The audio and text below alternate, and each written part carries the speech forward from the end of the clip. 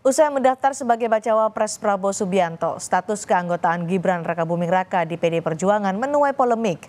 Sekjen PDI Perjuangan bilang Gibran sudah pamit, tapi belum mengembalikan kartu tanda anggota.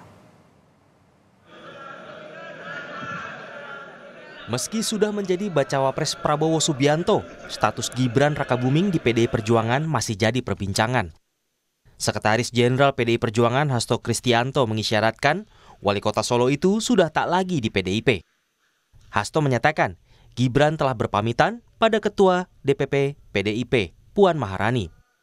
Bahkan, Ketua DPC Kota Solo FX Rudi pun sudah menemui Ketua Umum Megawati Soekarno Putri dan menjelaskan soal pamitnya Gibran.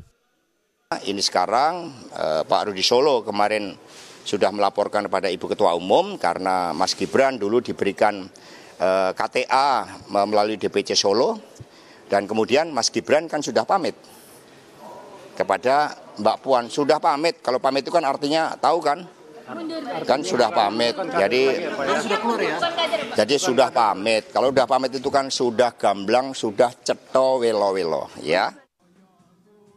Sementara itu, Ketua DPP PDI Perjuangan Ahmad Basarah menilai pilihan Gibran mendampingi Ketum Gerindra Prabowo sebagai bentuk pembangkangan terhadap arahan Ketua Umum PDIP Megawati Soekarno Putri. Sebagai elit partai, Gibran harusnya patuh pada arahan Ketua Umum yang menetapkan Ganjar Pranowo sebagai calon presiden.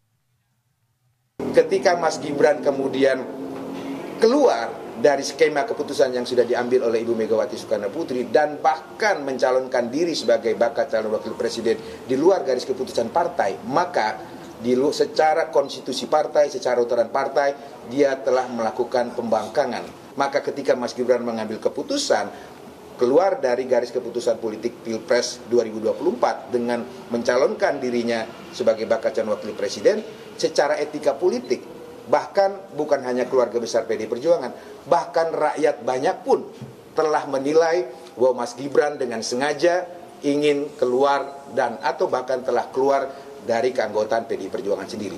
Jadi, lalu apa respons Gibran soal keanggotaannya di PDIP? Putra sulung Presiden Jokowi ini hanya menyebut akan mengatur ulang jadwal bertemu dengan Ketua DPC PDI Perjuangan Kota Solo, FX Hadi Rudiatmo. Sama Pak Rudi kapan, Mas? Ya nanti dijadwalkan ya. Pekan depan, Mas. Aduh ngetot kere nih takone ya kuwi terus to, Mbak. Nah, soalnya di besok aku mlebu kantor mbok takonken. Nanti kami atur ya. Keputusan Gibran menerima pinangan Prabowo kini jadi perbincangan publik, sebab dinilai melanggengkan dinasti politik.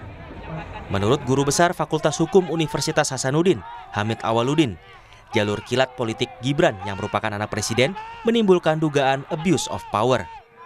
Hamid menilai setidaknya perlu ada jeda waktu antara kepemimpinan orang tua dan anaknya, seperti halnya sejumlah pemimpin terah politik di negara lain. Lalu kita ke Filipina, negara tetangga kita. Corazon Aquino menjadi presiden, lalu diganti oleh Aquino Junior. Itu butuh waktu sekian tahun setelah ibunya meninggal. Ferdinand Marcos meninggal, kemudian Ferdinand Marcos Junior atau Bongbong mengganti menjadi presiden itu setelah 30 tahun. Apa yang ingin saya katakan di sini? Sederhana. Tidak ada kecurigaan kita bahwa ada abuse of power dalam rangka menjaga kesinambungan dinasti. Sebab orang tua mereka sudah tidak ada di power. Baru anaknya naik.